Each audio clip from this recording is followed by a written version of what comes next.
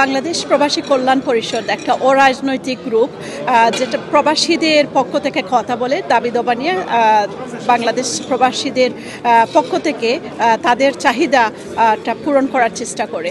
তো আজকে বিএনপির চেয়ারপারসনের উপদেষ্টা ডক্টর এনাম চৌধুরীর সাথে মত বিনিময়ের অনুষ্ঠান ছিল। মত বিনিময়ের মাধ্যমে আমরা আমাদের প্রবাসীদের যে চাহিদাগুলো আছে, সমস্যাগুলো আছে, সেগুলো তুলে ধরার চেষ্টা করেছি এবং আমরা আশা করছি যে ডক্টর এনাম সাহেব বা অন্য যারা বাংলাদেশের ভবিষ্যতে রাজনীতিতে সামনে থাকবেন তারা প্রবাসীদের পক্ষ নিয়ে একটু কাজ করবেন, প্রবাসীদের সুবিধাগুলোর দিকে খেয়াল রাখবেন।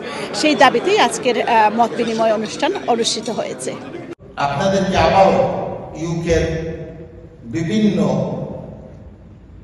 দায়িত্বশীল বৃন্দরা যারা উপস্থিত হয়েছেন আপনারা আমার সামনে তুলে ধরছেন। কিছু জিনিস আছে প্রবাসী কল্যাণ মন্ত্রণালয়ের সাথে, যে প্রবাসী কল্যাণ মন্ত্রণালয়ের আমাদের সিলেটের শফিক সাহেব এই জায়গায় ছিলেন, মনে হয় ইউকেতে চলে আসছেন। সাইফুর রহমান সাহেব যে ডেভেলপমেন্ট ওয়ার্কগুলি এয়ারপোর্টে করেছিলেন, এরপরে আমি বিগত 15 বছরের ভিতরে এমন কোনো কিছু উল্লেখযোগ্য বলার মতো কোনো কিছু অ্যাড হয় নাই। কিছুদিনের ভিতরে ওই সরকারের, স্বৈরাচারী সরকারের সময় কিছু বিভিন্ন বিদেশি এয়ারলাইন্সকে পারমিশন দেওয়া হয়েছিল ওসমানী এয়ারপোর্টে নামার জন্য, কিন্তু দুঃখজনক আমাদের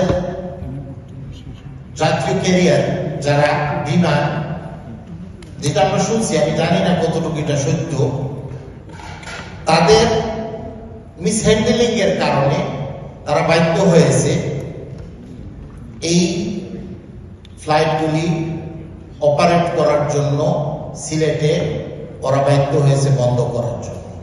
প্রবাসীদের বিভিন্ন দাবি দেওয়া নিয়ে আজকে এই বিএনপির চেয়ারপারসন বেগম জিয়ার যে উপদেষ্টা ডক্টর মিস্টার চৌধুরী, ওনার সাথে আমাদের বাংলাদেশের কমিউনিটির সকল সদস্য এবং প্রবাসী কল্যাণ পরিষদের তারা আয়োজন করেছে। আমরা যে দাবিগুলো, বেসিক দাবিগুলো আমরা দীর্ঘদিন ধরে বলে আসছি, যে আমাদের প্রবাসীদের সেফটি, সিকিউরিটি এবং এয়ারপোর্টে হয়রানি এবং বিমানবন্দর এবং সিলেট আন্তর্জাতিক বিমানবন্দর নিয়ে যে সমস্যা এবং এনআরবি নিয়ে ভোটার আইডি কার্ড এবং বিভিন্ন হাই কমিশনের যে হয়রানিগুলো হয়, সবগুলো নিয়ে আলোচনা হয়েছে।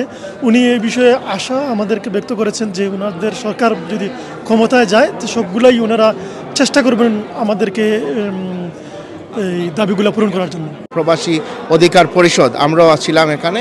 আজকের যিনি গেস্ট, উনি আমাদের হয়তো ভবিষ্যতে এই মানে পার্লামেন্টে কোনো পজিশন হইতে পারে, যার কারণে আমরা এখন থেকে প্রবাসীরা আমরা জাস্ট লবিং করতেছি যেন আমাদের যে সমস্যাগুলো আমরা ওনার সামনে ধরে রাখছি। এইভাবে আমরা মানে এই বিকজ আমরা সবই নন পলিটিক্যাল, এর জন্য আমরা যে কোনো পার্টি বা যে কোনো রিপ্রেজেন্টেটিভ আমাদের সোসাইটি যারা আসে ওদের সামনে আমরা এই ধরনের আমাদের সমস্যাগুলো ধরে রাখবো।